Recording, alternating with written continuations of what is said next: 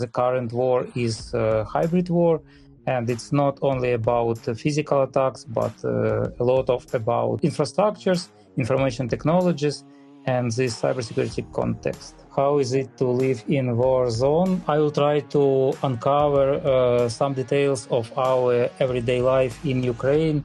So as you can see, now I am without electricity, and I have my power station, which helps me to survive, to have this talk, by the way, and which supports our everyday life without electricity.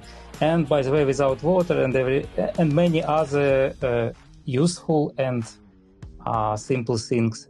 It could be of interest to any human in Europe, in free world, because unfortunately everyone should be prepared and should expect different scenarios of the situation.